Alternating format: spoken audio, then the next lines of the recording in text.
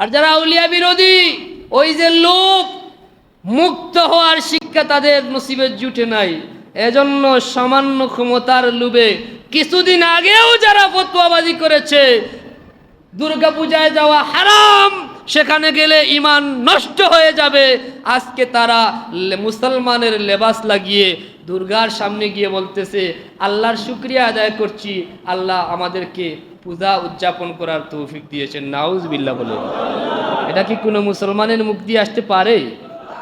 ওরা বলতেছে পূজার রোজা মুদ্রার এপিঠ আর ওপিঠ। নাউজুবিল্লাহ বলবেন না? এটা কি কোনো ইমানদারের কথা হতে পারে? ভাই, আমাদের কোনো শত্রুতা কারো সাথে নাই, পরিষ্কার বলছি, দরদ থেকেই বলছি। আর বিভ্রান্ত করবেন না মানুষকে, আপনি আর ক্ষতিগ্রস্ত হইয়েন না। এই জীবন আসল জীবন নয়, আরেক জীবন আপনার বাকি আছে, আছে না নাই? আপনাকে চিরস্থায়ী জীবনে যেতেই হবে। এই ক্ষণস্থায়ী জীবনের লোভ ছেড়ে সঠিক পথে চলে আসুন। ফাফিরু ইলাল্লাহ। আহ্বান করছি, এই দুনিয়ার লোভে আপনাদেরকে কোথায় নিয়ে যাচ্ছে? ক্ষমতার লোভে কোথায় নিয়ে যাচ্ছে? দেখি একজন মানুষ বলবে যে পূজায় যাওয়া হালাল? কেউ বলেছে?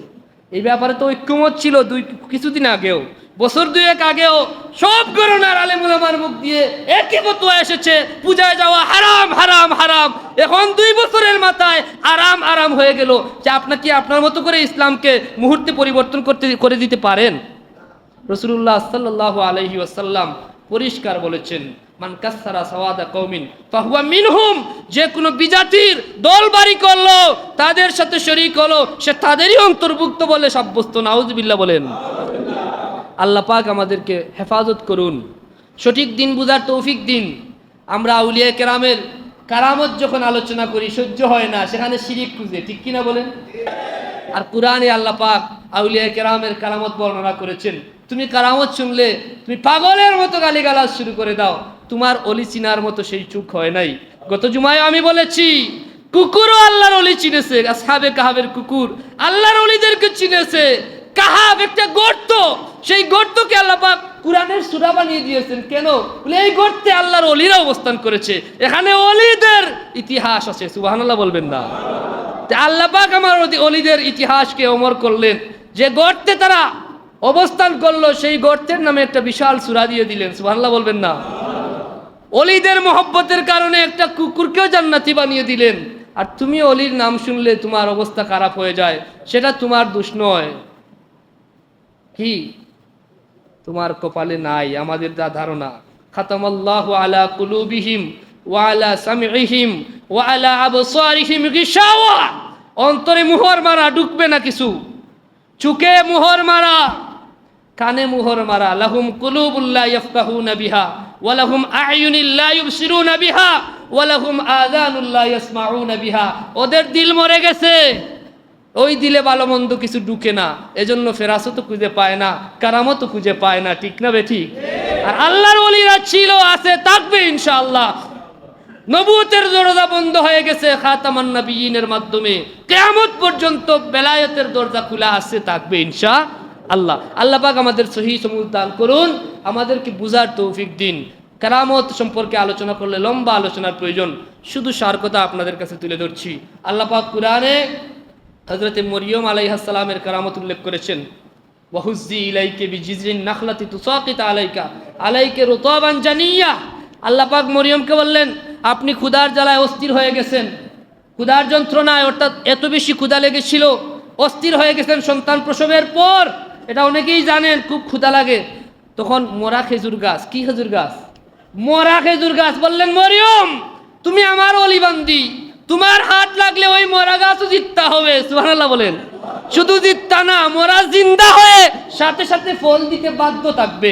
তিনি বললেন, বিজিজিন নাখলাতে তুসাকিত আলাইকা রুতাবান জানিয়া। সেই মরা গাছে হাত দিয়ে জাড়া দিলেন, নাড়া দিলেন, সাথে সাথে মরা গাছ জিন্দা হলো, সেখান থেকে পাকা খেজুর পড়লো। সুবহানাল্লাহ। ওয়ামা তাদরি নাফসুম মাযা তাকসিবু গাদা। আগামীকাল মানুষ কি হাসিল করবে এটা আল্লাহ ছাড়া কেউ বলতে পারবেন? আপনারা কেউ বলতে পারবেন যে আগামীকাল হুজুর আমরা? না। অনেকেই বলতে পারেন, হুজুর কি বলেন, আগামীকাল তো আমি অমুকের কাছে টাকা পাই, সেই পাওনা টাকা আমি হাসিল করব না। অসংখ্য গণিত নজির আছে। আগামীকাল শ্বশুর বাড়ি যাবে বর সেজে, কিন্তু সেই যাওয়াটাও হয় নাই, রাস্তায় দুর্ঘটনায় মারা গেছে, আছে না নাই? এরকম ঘটনা ঘটে না, ঘটে নাই? তাইলে এটা হলো আল্লাহর কাছে খাস ইলম। এরপরে আল্লাহ বলতেছেন ওয়ামা তাদরি নাফসুন বিআই আরদিন তামুত, মানুষ কে কোথায় মৃত্যুবরণ করবে এটা একমাত্র কে জানেন? আল্লাহ জানে। কিন্তু এই ব্যাপারেও এই 5টা বিশেষ গায়েবের ইলম, তার মধ্য থেকে আল্লাহ পাক কিছু ইলম তার হাবিব মুহাম্মদুর রাসূলুল্লাহ সাল্লাল্লাহু আলাইহি ওয়াসাল্লামকে দান করেছেন। আলহামদুলিল্লাহ। আমাদের দেশে মানুষ ফিতনা ছড়ায়, রাসূলুল্লাহর শত্রুতা করতে গিয়ে বলে, গায়েবের বিরোধিতা করে যে ইলমে গায়েব একমাত্র আল্লাহর। কিন্তু ওগুলা বুঝার বিষয় বাবা, খাস ইলম এগুলো আল্লাহর, কিন্তু আল্লাহ তার হাবিবকে মেহেরবানি করে দিয়েছেন, সেখানে তোমার হস্তক্ষেপ করার কিছু আছে? যেমন প্রথমে যে একটা কথা বললাম যে মানুষের মায়ের পেটে রেহেমে কে আছে একটা মাত্র আল্লাহ ছাড়া কেউ জানে না। কিন্তু হাদিস সাক্ষী হযরতে আব্দুল্লাহ ইবনে আব্বাস রাদিয়াল্লাহু তাআলা আনহুর জন্মের আগে হাবিবুল্লাহ মুহাম্মদুর রাসূলুল্লাহ সাল্লাল্লাহু আলাইহি ওয়াসাল্লাম কি বললেন? বলে, চাচা উম্মুল ফজলের ঘরে যে সন্তান হবে তাকে নিয়ে আমার কাছে আসবা। সুবহানাল্লাহ বলবেন না? কাকে বলছেন? আবুল ফজলকে। আব্দুল্লাহ ইবনে আব্বাস রাদিয়াল্লাহু তাআলা আনহুকে বলছেন যে আপনার ঘরে যে ছেলে সন্তানের জন্ম হবে তাকে নিয়ে আমার কাছে আসবেন। সুবহানাল্লাহ বলবেন না? জন্মের সাথে সাথে আব্দুল্লাহ ইবনে আব্বাস রাদিয়াল্লাহু তাআলা আনহুকে নিয়ে হাবিবুল্লাহর দরবারে হাজির তার চাচা আব্বাস। রাসূল পাক সাল্লাল্লাহু আলাইহি ওয়াসাল্লাম তার মুখ থেকে লালা মুবারক দিলেন। সুবহানাল্লাহ বলবেন না? কার কাছ মুখে? যে চাচাতো ভাই আব্দুল্লাহ ইবনে আব্বাসের মুখে।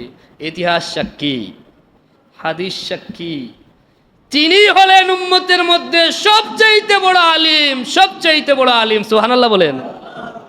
কে তিনি? হযরত আব্দুল্লাহ ইবনে আব্বাস। কিন্তু তার জন্মের আগেই তার জন্মের খবর দিয়েছেন কে? মুহাম্মদুর রাসূলুল্লাহ সাল্লাল্লাহু আলাইহি ওয়াসাল্লাম।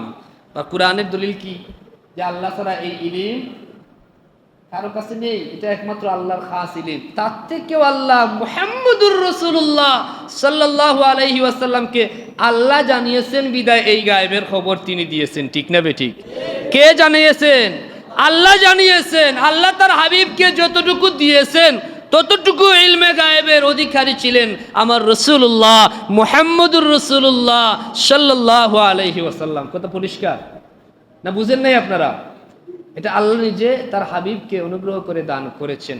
আল্লাহ যতটুকু দিয়েছেন ততটুকুর অধিকারী ছিলেন হাবিবুল্লাহ। এখানে বিতর্কের কোনো সুযোগ নাই বাবা, কারণ আল্লাহ পাক রব্বুল আলামিন তার হাবিবকে দান করেছেন।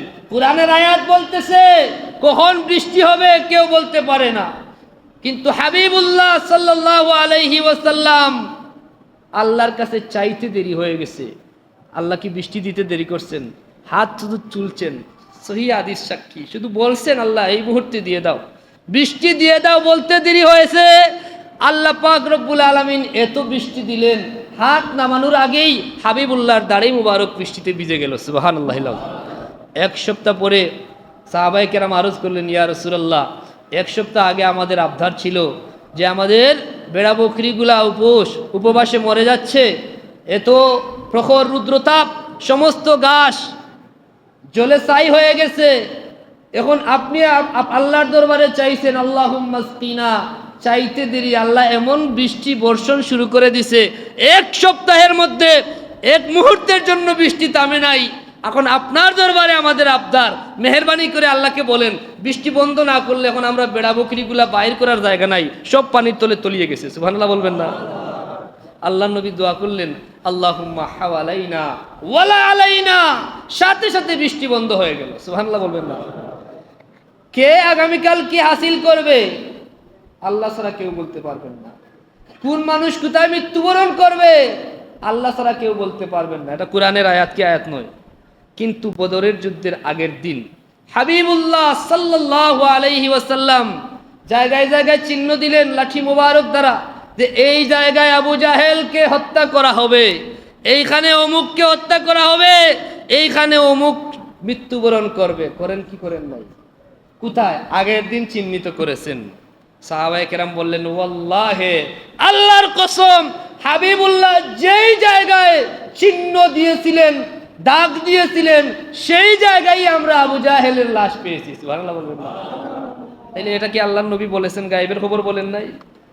গায়েবী খবর দেনেওয়ালা এলেন রে মক্কায়, আগে গোসল হইতো, এখন গায়েব শুনলেই অনেকের গা চুলকায়, জ্বলা শুরু হয়।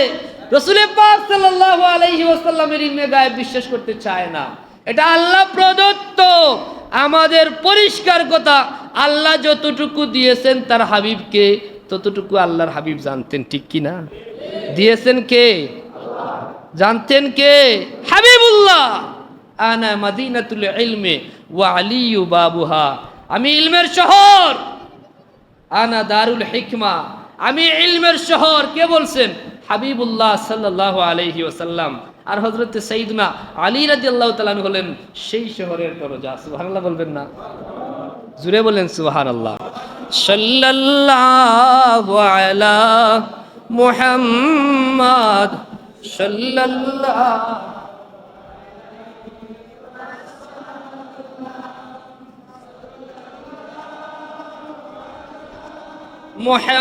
মুহাম্মাদ সাল্লাল্লাহু আলাইহি।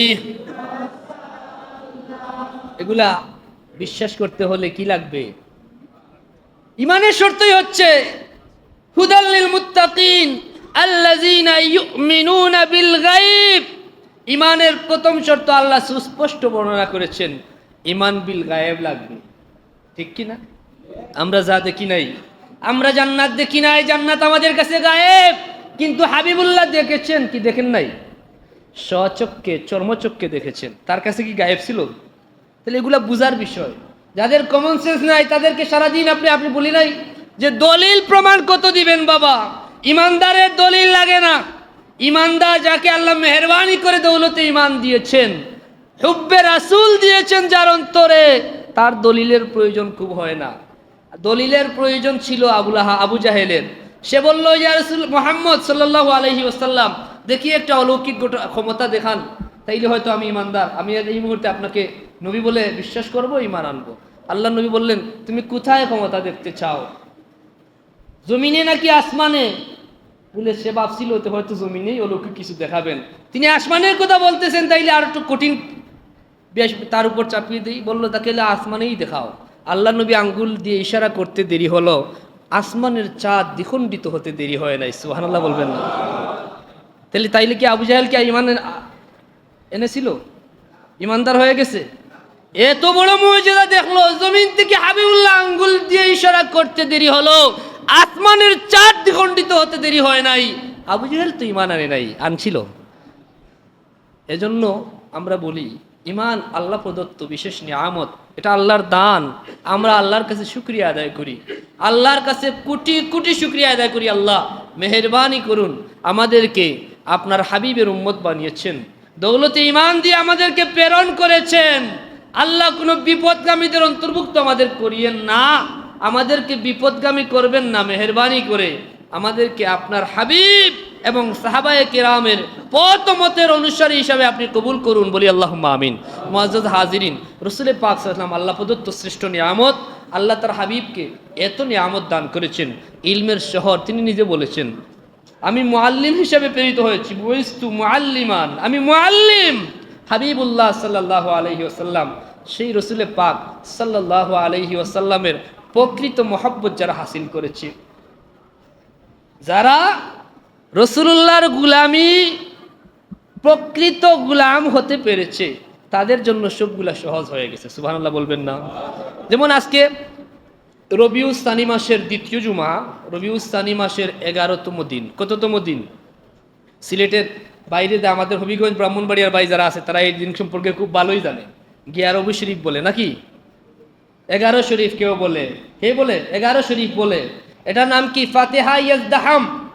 ফাতিহা ইয়াজদাহাম অর্থাৎ আল্লাহর হাবিব রহমতুল্লিল আলমিনের অধস্তন পুরুষ, অষ্টম বংশধর সাইয়্যিদুনা হযরত গৌসে পাক মহিউদ্দিন আব্দুল কাদের জিলানী রাহিমাহুল্লাহর ইন্তেকাল দিবস।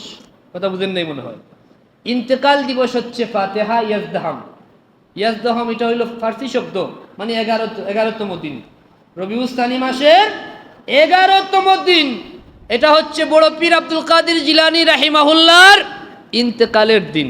সারা বিশ্বের ইমানদাররা বড় পীর আব্দুল কাদের জিলানীর ইন্তেকালের এই দিনকে স্মরণ করে, করে কি করে নাই?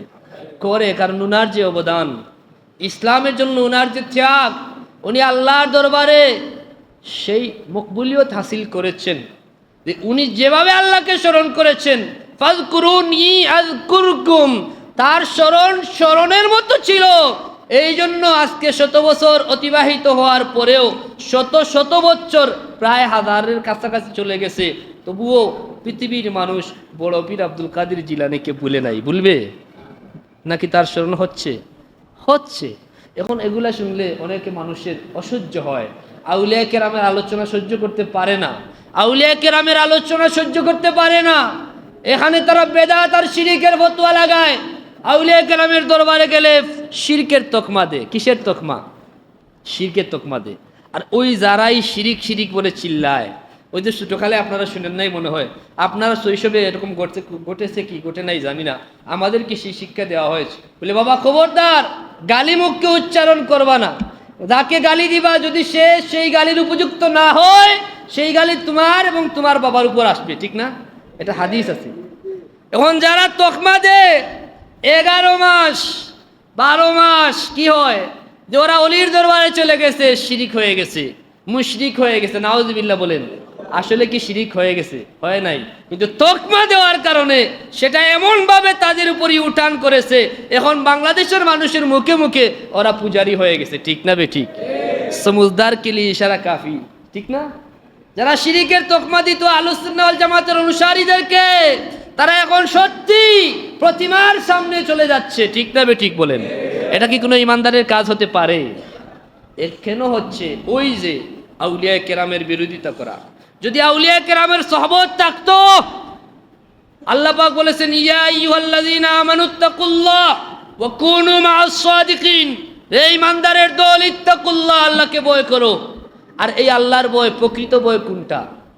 লোভ, হিংসা, অহংকার, ঘৃণা, রিয়া মুক্ত একটা কালবে সালিম হাসিল করতে হলে, তাকওয়া হাসিল করতে হলে, এটার পাঠশালা অন্য জায়গায়, জাগতিক ইলিমে কুরআন হাদিসের ইলিম দ্বারা তাকওয়া হাসিল করা যায় না। হাবিবুল্লাহ বলেছেন আত্তাকওয়া হাহুনা, আত্তাকওয়া হাহুনা, তাকওয়া তো এখানে তাকওয়া, আবার এখানেই আছে লোভ, এখানেই হিংসা, এখানেই তাকাব্বুরি, আছে না নাই? ওই লোভ হিংসা দূরীকরণের জন্য আমরা যাই নির্লোভ মানুষ, যারা হাজার হাজার লক্ষ লক্ষ কোটি কোটি মানুষ যাদের লোভহীনতার সাক্ষী দিয়েছে আল্লাহর ওলি, তাদের মধ্যে দুনিয়ার কোনো লোভ ছিল না, দুনিয়ার বাদশাহী লোভ ছিল না। যার প্রমাণ এই সিলেটের মুসলমান হযরত শাহজালাল মুজাররদ ইয়ামুনি রাহিমাহুল্লাহ চাইলে তো গৌর গোবিন্দ পলায়ন করেছে, তিনি মসনদে অধিষ্ঠিত হতে পারতেন কি পারতেন না? কিন্তু আউলিয়া কেরামের শিক্ষা এটা নয় যে আমাদের মূল লক্ষ্য মসনদ নয়, মূল লক্ষ্য হচ্ছে গড়ে গড়ে আল্লাহর দ্বীনের দাওয়াত পৌঁছে দেওয়া, গড়ে গড়ে এমন মানুষ সৃষ্টি করা যাদের হাতে সমাজের ক্ষমতা আসলে, দেশের ক্ষমতা আসলে সেই দেশ শান্তির দেশে পরিণত হবে, ঠিক কিনা বলেন?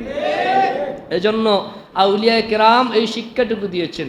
আর যারা আউলিয়া বিরোধী, ওই যে লোভ মুক্ত হওয়ার শিক্ষা তাদের নসিবে জুটে নাই। এজন্য সামান্য ক্ষমতার লোভে কিছুদিন আগেও যারা ফতোয়াবাজি করেছে দুর্গা পূজায় যাওয়া হারাম, সেখানে গেলে ঈমান নষ্ট হয়ে যাবে, আজকে তারা মুসলমানের লেবাস লাগিয়ে দুর্গার সামনে গিয়ে বলতেছে আল্লাহর শুকরিয়া আদায় করছি, আল্লাহ আমাদেরকে পূজা উদযাপন করার তৌফিক দিয়েছেন, নাউজুবিল্লাহ বলে। এটা কি কোনো মুসলমানের মুখ দিয়ে আসতে পারে? ওরা বলতেছে পূজার রোজা মুদ্রার এপিঠ আর ওপিঠ, নাউজুবিল্লাহ বলবেন না? এটা কি কোনো ইমানদারের কথা হতে পারে? ভাই, আমাদের কোনো শত্রুতা কারো সাথে নাই, পরিষ্কার বলছি, দরদ থেকেই বলছি। আর বিভ্রান্ত করবেন না মানুষকে, আপনি আর ক্ষতিগ্রস্ত হইয়েন না। এই জীবন আসল জীবন নয়, আরেক জীবন আপনার বাকি আছে না নাই? আপনাকে চিরস্থায়ী জীবনে যেতেই হবে। এই ক্ষণস্থায়ী জীবনের লোভ ছেড়ে সঠিক পথে চলে আসুন। ফাফিরু ইলাল্লাহ, আহ্বান করছি। এই দুনিয়ার লোভে আপনাদেরকে কোথায় নিয়ে যাচ্ছে? ক্ষমতার লোভে কোথায় নিয়ে যাচ্ছে। দেখি একজন মানুষ বলবে যে পূজায় যাওয়া হালাল? কেউ বলেছে? এই ব্যাপারে তো ঐক্যমত ছিল কিছুদিন আগেও, বছর দুয়েক আগেও সব গণনার আলেম ওলামার মুখ দিয়ে একই ফতোয়া এসেছে পূজায় যাওয়া হারাম হারাম হারাম।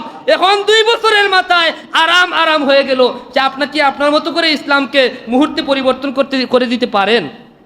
রাসূলুল্লাহ সাল্লাল্লাহু আলাইহি ওয়াসাল্লাম পরিষ্কার বলেছেন, মান কাসসারা সাওয়াদা কওমিন ফাহুয়া মিনহুম, যে কোনো বিজাতির দল বাড়ি করলো, তাদের সাথে শরীক হলো, সে তাদেরই অন্তর্ভুক্ত বলে সাব্যস্ত। নাউজুবিল্লাহ বলেন। আল্লাহ পাক আমাদেরকে হেফাজত করুন, সঠিক দিন বুঝার তৌফিক দিন। আমরা আউলিয়া কেরামের কারামত যখন আলোচনা করি সহ্য হয় না, সেখানে শিরিক খুঁজে, ঠিক কিনা বলেন? আল্লাহ পাক বলছেন কুনু মা'আস সাদিকিন। বড় পীর আব্দুল কাদের জিলানী রাহিমাহুল্লাহ অলৌকিক ক্ষমতা আল্লাহ পাক দিয়েছেন। শাহজালাল রাহিমাহুল্লাহকে আল্লাহ পাক ক্ষমতা দিয়েছেন বিদায় আজকে আমি মুসলমান, ঠিক না? না হইলে গৌরগোবিন্দ যখন সমস্ত নৌকা সহ যা কিছু ছিল সব সরিয়ে দিয়েছে, তাহলে তিনি এখান থেকেই তো চলে যেতে হতো। সুরমার মতো বিশাল নদী এখন তো অনেক ছোট হয়ে গেছে। মুরব্বীদেরকে বললে, জিজ্ঞাসা করলে বুঝতে পারবেন আগে কত বড় ছিল সুরমা নদী। এই সুরমা, বিশাল সুরমা নদী এখনো কোথাও আছে, অনেক বড় প্রশস্ত। এই সুরমা নদী তিনি কিভাবে পার হলেন? ওই যে ঈমান এবং তাকওয়া ছিল বিদায় আল্লাহ পাক তাকে এমন ক্ষমতা দিয়েছেন। হাবিবুল্লাহ রেস্ট ছিল বিদায় পানিও তার কথা শুনেছে। সুবহানাল্লাহ বলেন।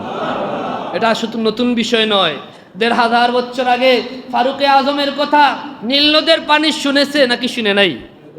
চিঠি দিয়েছেন যে তুমি চাইছো যুবতী নারী প্রতি বছর যেভাবে বলি দেওয়া হয় না, আমি ওমর তোমাকে লিখলাম, যদি তোমার হুকুমে তুমি প্রবাহিত হয়ে থাকো আমার কোনো কথা নাই, আর যদি আল্লাহর হুকুমে প্রবাহিত হয়ে থাকো তাইলে তুমি পানি আটকানোর ক্ষমতা তোমার নাই। সুবহানাল্লাহ বলবেন না? কি পানি দিতে বাধ্য হয় নাই? নীলনদ সাথে সাথে পানি দিয়েছে। আজ পর্যন্ত 1500 বছর অতিবাহিত হয়ে গেছে, এখন পর্যন্ত সেই পানি আর শুকায় নাই। সুবহানাল্লাহ। শাহজালাল রাহিমাহুল্লাহ সেই পথের প্রতীক ছিলেন বিদায়, হাবিবুল্লাহর মোহব্বত ছিল বিদায় আজকে কারামত শুনলে তাদের এমন অবস্থা হয় গালিগালাজ শুরু করে দেয়। অথচ আল্লাহর নবী বলেছেন ইত্তাকু ফিরাসাতাল মুমিন ফাইন্নাহু ইয়ানজুরু বিনুরিল্লাহ, তোমরা মুমিনের ফেরাসতকে ভয় করো। কার? মুমিনের। ফেরাসত হয় ইমানদারের। ফেরাসত কার হয়? ইমানদারের হয়। আর ইমান তো হচ্ছে আমার হাবিবুল্লাহর মোহব্বত, হুব্বে রাসূলের নাম। তো যার অন্তরে মোহব্বতই নাই তার মধ্যে ফেরাসত আসার তো কোনো সম্ভাবনাই নাই, ঠিক না ঠিক? আর যাদের অন্তরে হাবিবুল্লাহর মোহব্বত ছিল, আছে, থাকবে কিয়ামত পর্যন্ত, তাদের মধ্যে ফেরাসত ছিল, এখনো আছে, ইনশাআল্লাহ কিয়ামত পর্যন্ত থাকবে, ঠিক না ঠিক? আর কুরআনে আল্লাহ পাক আউলিয়া কেরামের কারামত বর্ণনা করেছেন। তুমি কারামত শুনলে তুমি পাগলের মতো গালিগালাজ শুরু করে দাও, তোমার অলি চিনার মতো সেই চুক হয় নাই। গত জুমায় আমি বলেছি কুকুরও আল্লাহর অলি চিনেছে। আসহাবে কাহাবের কুকুর আল্লাহর অলিদেরকে চিনেছে। কাহাব একটা গর্ত, সেই গর্তকে আল্লাহ পাক কুরআনের সূরা বানিয়ে দিয়েছেন। কেন? বলে এই গর্তে আল্লাহর অলিরা অবস্থান করেছে, এখানে অলিদের ইতিহাস আছে। সুবহানাল্লাহ বলবেন না? আল্লাহ পাক আমার অলিদের ইতিহাসকে অমর করলেন। যে গর্তে তারা অবস্থান করলো সেই গর্তের নামে একটা বিশাল সূরা দিয়ে দিলেন। সুবহানাল্লাহ বলবেন না? অলিদের মহব্বতের কারণে একটা কুকুরকেও জান্নাতি বানিয়ে দিলেন। আর তুমি অলির নাম শুনলে তোমার অবস্থা খারাপ হয়ে যায়, সেটা তোমার দোষ নয়। কি তোমার কপালে নাই? আমাদের যা ধারণা, খাতামাল্লাহু আলা কুলুবিহিম ওয়া আলা সামিইহিম ওয়া আলা আবসারিহিম গিশাওয়া, অন্তরে মোহর মারা, ঢুকবে না কিছু। চোখে মোহর মারা, কানে মোহর মারা। লাহুম কুলুবুল লা ইয়াফকাহুনা বিহা ওয়া লাহুম আ'য়ুনুল লা ইউবসিরুনা বিহা ওয়া লাহুম আযানুল লা ইয়াসমাউনা বিহা। ওদের দিল মরে গেছে, ওই দিলে ভালো মন্দ কিছু ঢুকে না, এজন্য ফেরাসতও খুঁজে পায় না, কারামতও খুঁজে পায় না, ঠিক না ঠিক? আর আল্লাহর ওলিরা ছিল, আছে, থাকবে ইনশাআল্লাহ। নবুয়তের দরজা বন্ধ হয়ে গেছে খাতামান নবিয়্যিনের মাধ্যমে, কিয়ামত পর্যন্ত বেলায়েতের দরজা খোলা আছে, থাকবে ইনশাআল্লাহ। আল্লাহ পাক আমাদের সহিহ সমুজ দান করুন, আমাদেরকে বুঝার তৌফিক দিন। কারামত সম্পর্কে আলোচনা করলে লম্বা আলোচনার প্রয়োজন, শুধু সার কথা আপনাদের কাছে তুলে ধরছি। আল্লাহ পাক কুরআনে হযরতে মরিয়ম আলাইহিস সালামের কারামত উল্লেখ করেছেন। ওয়াহুজ্জি ইলাইকা বিজিজরিন নাখলাতি তুসাকিত আলাইকা রুতাবান জানিয়া। আল্লাহ পাক মরিয়মকে বললেন আপনি ক্ষুধার জ্বালায় অস্থির হয়ে গেছেন, ক্ষুধার যন্ত্রণায়, অর্থাৎ এত বেশি ক্ষুধা লেগেছিল, অস্থির হয়ে গেছেন সন্তান প্রসবের পর। এটা অনেকেই জানেন, খুব ক্ষুধা লাগে। তখন মরা খেজুর গাছ, কি খেজুর গাছ? মরা খেজুর গাছ। বললেন, মরিয়ম তুমি আমার অলিবান্দি, তোমার হাত লাগলে ওই মরা গাছও জিত্তা হবে। সুবহানাল্লাহ বলেন। শুধু জিত্তা না, মরা জিন্দা হয়ে সাথে সাথে ফল দিতে বাধ্য থাকবে। তিনি বললেন, বিজিজিন নাখলাতে তুসাকিত আলাইকে রতাবান জানিয়া। সেই মরা গাছে হাত দিয়ে জাড়া দিলেন, নাড়া দিলেন, সাথে সাথে মরা গাছ জিন্দা হলো, সেখান থেকে পাকা খেজুর পড়লো। সুবহানাল্লাহ। এটা কি কারামত নয়? ক্বালা ইফরিতুম মিনাল জিন্নি। হাফিজ সাহেব ওখানে অনেকেই মওজুদ আছেন। হযরত সুলাইমান আলাইহিস সালাম যখন বললেন যে রানী বিলকিসের তখ্ত নিয়ে আসো, জিন ইফরিত অনেক শক্তিশালী জিন বলল, আপনি বসা থেকে উঠার আগেই নিয়ে আসবো। আরেকজন আল্লাহর ওলি ছিলেন, কিতাবের ইলম সম্পন্ন আল্লাহর ওলি, তিনি বললেন, নবী সুলাইমান আলাইহিস সালাম, আল্লাহ পাক আমাদেরকে ইলম দান করেছেন, আপনি অনুমতি দিলে চুকের পলকে আমি নিয়ে আসবো। সুবহানাল্লাহ বলবেন না? চুকের পলক বুঝেন? এই যে আমি কথা বলতে বলতে 15 সেকেন্ডের মধ্যে উনি 3 বার পলক মারলেন, এইভাবে। এই চুকের পলকের সাথে আমি হাজির করব। সুবহানাল্লাহ বলেন। করেছেনও। এটা আল্লাহর ওলিদের কারামত। এখন যারা বিশ্বাস করে না, তাদেরকে আপনি সারাদিন দলিল দিলে কাজ হবে না। আমরা কথাগুলো বলি, আমাদের সরল মুসলমান যেন ওদের দুকায় পতিত না হয়, কারণ ওদের রূপ বারবার আল্লাহ আমাদের কাছে পরিষ্কার করেন। ওরা শিরিক বলে, শিরিকের চাদর আবার পরিধানও করে, নাউজুবিল্লাহি মিন যালিক। ওরা বেদাত বলে, বেদাত নিয়ে আবার ব্যস্তই থাকে সবসময়, নাউজুবিল্লাহ বলেন। আল্লাহ পাক আমাদের সবাইকে হেদায়েত নসিব করুন, হকের উপর আউলিয়া কেরামের পথ, সিরাতে মুস্তাকিমের পথ, নবী পাক সাল্লাল্লাহু আলাইহি ওয়াসাল্লাম সাহাবায়ে কেরামের আদর্শে আদর্শিত পথে আমাদেরকে মওত পর্যন্ত, কিয়ামত পর্যন্ত সাবিত কদম রাখুন, বলি আল্লাহুম্মা আমিন। ওয়া আখির দাওয়ানা আনিল হামদুলিল্লাহি রাব্বিল আলামিন।